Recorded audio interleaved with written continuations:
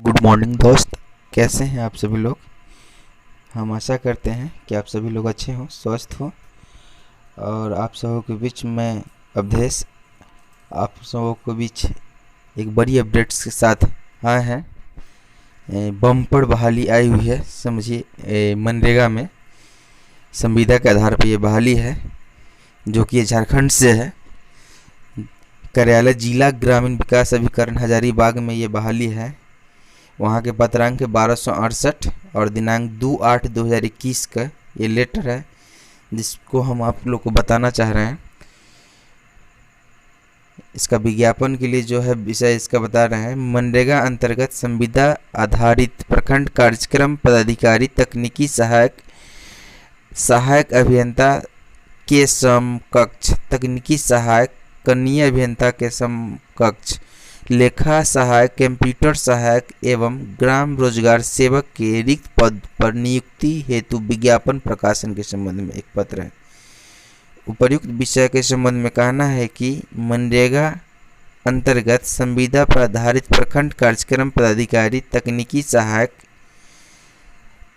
सहायक कनीय अभियंता समकक्ष, लेखा सहायक, कंप्यूटर सहायक एवं ग्राम रोजगार सेवक के रिक्त पद पर नियुक्ति हेतु विज्ञापन रिक्वायरमेंट jharkhand.gov.in पर किया जाना है। निर्धारित आवेदन शुल्क 100 रुपये JPIT झारखंड रांची को दे होगा।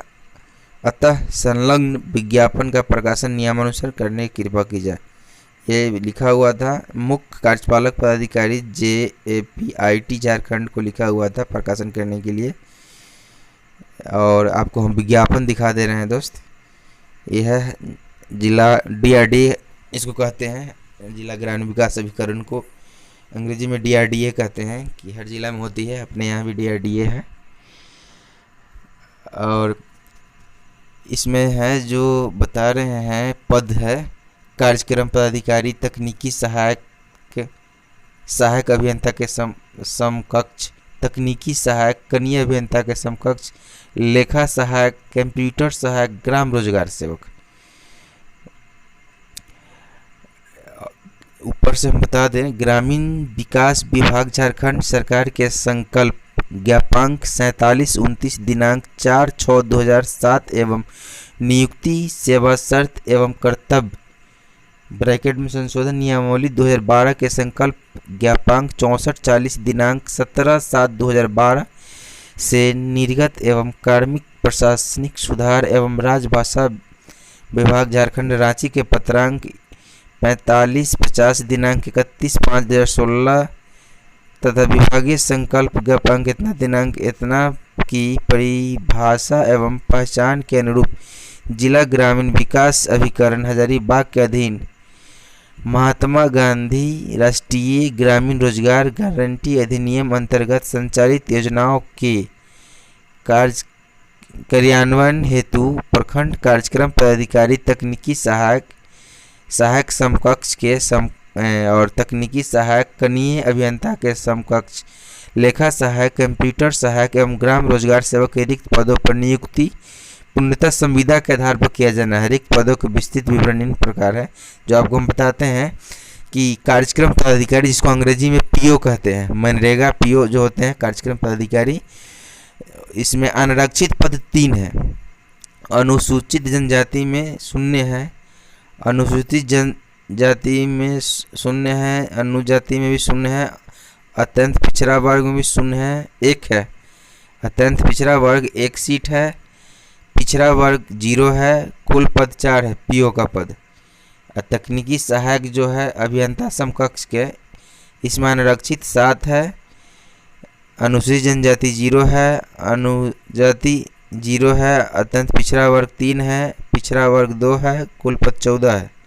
तकनीकी सहायक कनीय अभियंता के समकक्ष, जिसमें 13 है, अनुसूचित जनजाति 1 है, अनुसूचित जनजाति 1 है, अनुसूचित जाति 7 है, अत्यंत पिछड़ा वर्ग 4 है, पिछड़ा वर्ग 3 है, कुल 28 पद, कुल 14 पद है।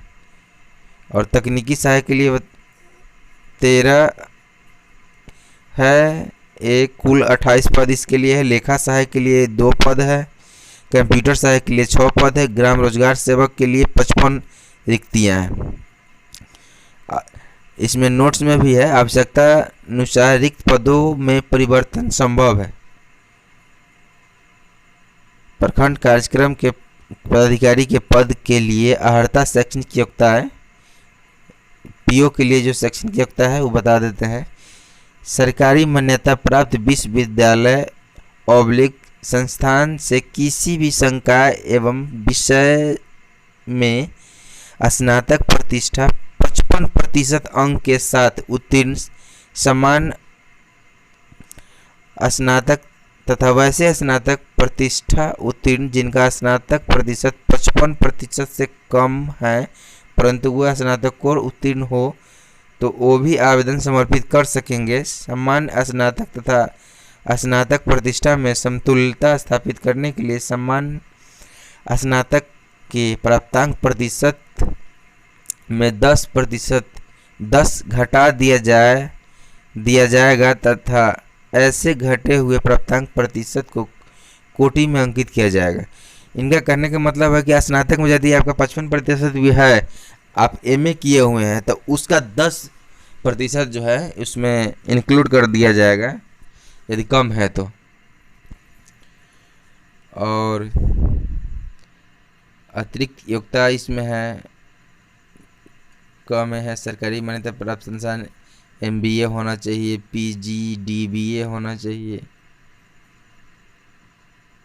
कम है एमसीए एमएससी कंप्यूटर सामान्य योग्यता है। ये है तकनीकी सहायक के लिए बता दें आपको, तकनीकी सहायक अभियंता के समकक्ष पद के लिए अपेक्षित शैक्षणिक योग्यता बताते हैं। अनिवार्य योग्यता इनका है, सरकारी मान्यता प्राप्त संस्थान से सिविल संकाय में बीई या बीटेक अनिवार्य योग्यता होगी। समझ गए दोस्तों। तकनीकी सहायक के लिए जो अभियंता समकक्ष के हैं बीटेक मांगा जा रहा है। इसमें अतिरिक्त योग्यता इसमें सरकारी मान्यता प्राप्त सिविल संकाय में एमटेक पीजीडी टेक है। तकनीकी सहायक एक और है जिसमें कनीय अभियंता के समकक्ष पद है। इसमें हम समझते सरकारी मान्यता प्राप्त से सिविल संकाय में डिप्लोमा अनिवार्य होगा। इसमें सिर्फ डिप्लोमा मांगा जा रहा है। लेखा सहायक पद के लिए अपेक्षित शैक्षणिक योग्यता, तो लेखा सहायक के लिए अनिवार्य योग्यता है सरकारी मान्यता प्राप्त विश्वविद्यालय संस्थान से बीकॉम ऑनर्स या समान बीकॉम न्यूनतम 55% अंक से उत्तीर्ण, समान बीकॉम उत्तीर्ण जिन्हें 55% प्राप्त नहीं हुआ हो परंतु जिन्हें तत्पश्चात एमकॉम किया हो तो वे आवेदन दे सकेंगे, परंतु बीकॉम में कुल प्रतिशत में 5 घटाकर उसे बीकॉम ऑनर्स की कोटि में अंकित किया जाएगा। कहने का मतलब समान बीकॉम उत्तीर्ण 55% प्राप्त नहीं हुआ हो, मतलब एमकॉम वालों को इसमें वेटेज दिया जाएगा। अतिरिक्त योग्यता इसमें मांग रहा है सरकारी मान्यता प्राप्त विश्वविद्यालय संस्थान से एमकॉम बीसीए तथा एमसीए पीजीडीसीए एमएसडीसी अतिरिक्त योग्यता होगी। और कंप्यूटर सहायक पद के लिए अपेक्षित शैक्षणिक योग्यता है सरकारी मान्यता प्राप्त विश्वविद्यालय संस्थान से निम्नांकित कोटि के व्यक्ति आवेदन दे सकेंगे। अब समझिए कौन कोटि के व्यक्ति आवेदन देंगे, गौर से समझिएगा। बीसीए कंप्यूटर ऑनर्स जो बीसीए किए होंगे वो करेंगे। बीसीए कंप्यूटर समान बीसीए समान स्नातक उत्तीर्ण के पश्चात पीजीडीए उत्तीर्ण, बीसीए तथा समान बीसीसी कंप्यूटर के प्राप्तांक में घटाते हुए उसे बीएससी कंप्यूटर ऑनर्स की कोटि में अंकित किया जाएगा। वैसे समान स्नातक जिन्हें तत्पश्चात पीजीडीसीए किया हो के समान स्नातक प्रतिशत प्राप्तांक में 10 घटाकर बीएससी कंप्यूटर ऑनर्स की कोटि में अंकित किया जाएगा। तो इस समझ गए। अब अगला पद है जो होगा रोजगार सेवक की पद, ग्राम रोजगार सेवक की पद है। तो दोस्त इसका शैक्षणिक योग्यता बता दे रहे हैं। सरकारी मान्यता प्राप्त विश्वविद्यालय या संस्थान से इंटरमीडिएट या मैट्रिक परीक्षा के पश्चात किसी भी ग्रेड में आईटीआई, मैट्रिक के पश्चात आईटीआई की स्थिति में आईटीआई के प्राप्तांक प्रतिशत को इंटरमीडिएट के प्राप्तांक के प्रतिशत से समतुल्य समझा जाएगा। कहने का मतलब हुआ यदि आप मैट्रिक पास हैं, मैट्रिक पास के बाद आप इंटर किए हैं तो अच्छा है, नहीं किए हैं तो आप आईटीआई कर लिए हैं तो आईटीआई का जो प्राप्तांक होगा उस वही इंटरमीडिएट के समकक्ष समझकर उसको रखा जाएगा। और उम्र बता दें कि आयु सीमा दिनांक 1/1/2021 को न्यूनतम 18 वर्ष पूर्ण वर्ष होनी चाहिए या अधिकतम बता रहे हैं श्रेणी वाइज। अनारक्षित को समान अधिकतम आयु सीमा 35 वर्ष, दिव्यांग जनों के लिए 40 वर्ष। अनारक्षित में पिछड़ा / अत्यंत पिछड़ा वर्ग के लिए 37 वर्ष, दिव्यांग जनों के लिए 47 वर्ष। महिला अनारक्षित पिछड़ा एवं अत्यंत पिछड़ा वर्ग के लिए महिला के लिए 38 वर्ष, दिव्यांग महिला के लिए 48 वर्ष। अनुसूचित जाति अनुसूचित जनजाति महिला एवं पुरुष के लिए है 40 वर्ष और दिव्यांग के लिए है 50 वर्ष। इसमें कौन आवेदन कर सकता है? तो आवेदक भारत का नागरिक हो, भारतवर्ष में कोई भी आवेदन कर सकता है, इस देश के में का कोई भी नागरिक हो आवेदन कर सकता है। और इसका परिलब्धि इसमें दिया हुआ है। मासिक मानदेय प्रखंड कार्यक्रम पदाधिकारी का 19,500, तकनीकी सहायक 19,234, तकनीकी सहायक कनीय अभियंता समकक्ष है जो 17,520 रुपया है, लेखा सहायक के 10,500 है, कंप्यूटर सहायक के 10,500 है, ग्राम रोजगार सेवा के 7,500 रुपये मात्र है। इसमें दोस्तों आपको बता दें कि आवेदकों को आवेदन के साथ पद अनुरूप शुल्क का भुगतान करना होगा जो निम्नवत है। प्रखंड कार्यक्रम पदाधिकारी अर्थात पीओ के लिए आपको 100 रुपये लगेगा। कुल मिलाकर आपको कह दें कि सभी पदों के लिए 100 रुपये आपको लगेंगे। नियुक्ति के नियम एवं शर्त है, इस पर भी थोड़ा समझ लीजिए आप और सभी लोग ध्यान देंगे। उपर्युक्त पदों पर नियुक्ति पूर्णतः संविदा के आधार पर होगी। समझ रहे हैं कि कॉन्ट्रैक्ट की बहाली होगी। ऐसे नियुक्ति को नियमित रूप से नियुक्ति करने का सरकार का कोई दायित्व नहीं होगा। प्रारंभिक चरण में ऐसी नियुक्ति 1 वर्ष के लिए की जाएगी। इसकी कालावधि के पूर्ण होने के पूर्व पद विशेष पर नियुक्ति के लिए गठित नियुक्ति समिति द्वारा उनके कार्यों की समीक्षा की जाएगी। कार्य संतोषप्रद पाए जाने पर अगले 1 वर्ष के लिए संविदा के आधार पर नियुक्ति नवीकरण किया जाएगा।